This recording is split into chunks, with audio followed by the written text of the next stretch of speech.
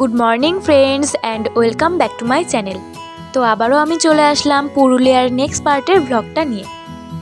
পুরুলিয়া ছোটনাগপুর মালভূমি দিয়ে ঘেরা এই লাল পাহাড়ি দেশ আজ আমাদের ডেস্টিনেশন।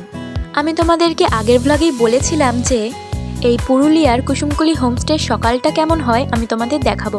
তো আজকে সেটাই দেখাবো, আর তার সাথে রয়েছে পুরুলিয়ার সাইট সিন। তো চলো শুরু করা যাক।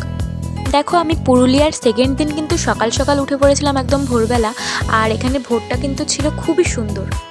কিছু ঘন্টা পরে সূর্যের আলো ফোটার পর কুসুমকুলিটাকে যেন আরও সুন্দর দেখাতে লাগলো। চলো তোমাদের একটু তাড়াতাড়ি ঘুরে দেখাই। দেখো, এটা আমি রাতেও দেখিয়েছি। এই দুটো ছিল আমাদের, এটা হচ্ছে আমাদের রুম, আর এইদিকে ছিল 4টে টেন্ট করা। এই যে দেখতেই পাচ্ছ পরপর 4টে টেন্ট করা রয়েছে রুমের পাশ থেকেই। আর এই টেন্টের পাশেই ছিল একটা সুন্দর মাটির ঘর। এই যে দেখো আমি দেখাচ্ছি, এই যে এটা ছিল মাটির বাড়ি। তো এটুকু নিয়েই ছিল আমাদের সুন্দর পাহাড়ের কোলে কুসুমকুলি হোমস্টে। তো এবার আমি ঘুরতে বেরোনোর জন্য তাড়াতাড়ি রেডি হয়ে নিই, আর তোমরাও আমার সাথে থাকো। এই দেখো আমি রেডি হয়ে গেছি, এবার আমি ঘুরতে যাব। চলো তোমাদেরকেও দেখাই। এই যে বেরিয়ে পড়েছি, এবার আমরা যাব সাইট সিন দেখতে। যেতে যেতেই তোমাদের বলি সাইট সিন কিন্তু অনেক আছে। তার মধ্যে এখন আমরা যাব Khairabera lake, Bamni falls, Durga falls, upper dam, lower dam, marble lake and suicide point. তো চলো যাওয়া যাক। হ্যালো গাইস, আমরা এখন আছি পুরুলিয়ার অযোধ্যা পাহাড়ে। হ্যাঁ, এই দেখুন, এই যে দেখো এটাই কিন্তু পুরুলিয়া অযোধ্যা পাহাড়ের সেই বিখ্যাত খয়রাবেড়া লেক। লেকের টলটলে জল ও সবুজ পাহাড় মনকে যেন একটা প্রশান্তি এনে দিল।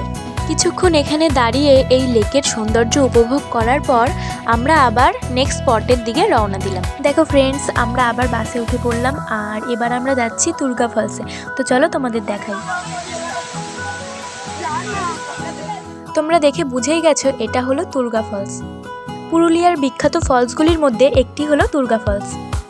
দেখো শুধু কিভাবে জল পড়ছে ওখানে, মানে এই জল যে কোথা থেকে আসে আমি তো বুঝে উঠতে পারি না। আমাদের তো দেখা কমপ্লিট, এবার আমরা যাব বামনি ফলসে। সরি ফ্রেন্ডস, বামনি ফলসের ভিডিওটা কোনোভাবে ডিলিট হয়ে গেছে। আমরা বামনি ফলস থেকে ঘুরে এবার যাচ্ছি আপার ড্যামে। এই দেখো চলে আসলাম, আর এটাই ছিল পুরুলিয়ার বিখ্যাত আপার ড্যাম। এখান থেকে পাহাড়ের ভিউটা শুধু দেখো, দাঁড়াও দেখো ভিউটা দেখো কি সুন্দর লাগছে। এই আপার ড্যাম খুবই সুন্দর ফটোজেনিক জায়গা, এবং এখান থেকে দারুণ সূর্যাস্ত দেখা যায়।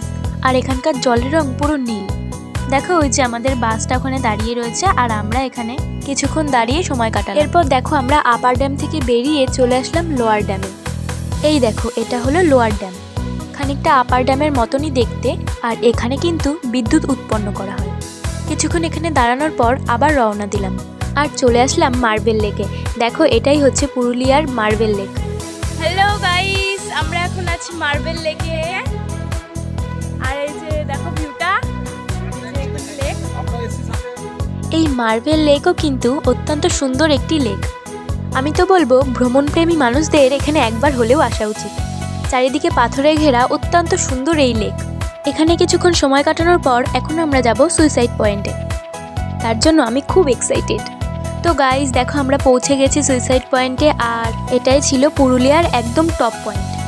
তো চলো এই সিঁড়ি দিয়ে এখন ওপরে ওঠা যাক। দেখো আমি উঠে গেছি, ওরা এখন আসতে পারেনি, আসছে সবাই এক এক করে। প্রচন্ড আমরা হাঁপিয়ে গেছি এখানে উঠতে উঠতে। দেখো এখনো ওই টাওয়ারটায় ওঠা বাকি আছে। উঠে পড়েছি পুরো টাওয়ারে, এই যে অযোধ্যা পাহাড়ের পুরো টপে আছি আমরা এখন। মুরগুমা ড্যামের ওপরে অবস্থিত এই সুইসাইড পয়েন্ট।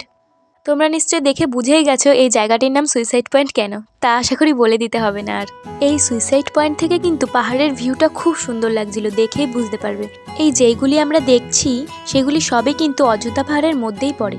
দেখো আমরা কিছুক্ষণ পাহাড়ে সময় কাটানোর পর আবার কিন্তু কুসুমকুলিতেই ফিরে আসলাম। আর এই ভিডিওটা আমি এখানেই শেষ করছি। আর দেখা হয়ে গেলে অবশ্যই লাইক করো, ও কেমন লাগলো সেটাও কিন্তু বলতে ভুলো না। তো আবার দেখা হবে নেক্সট পার্টে। টাটা।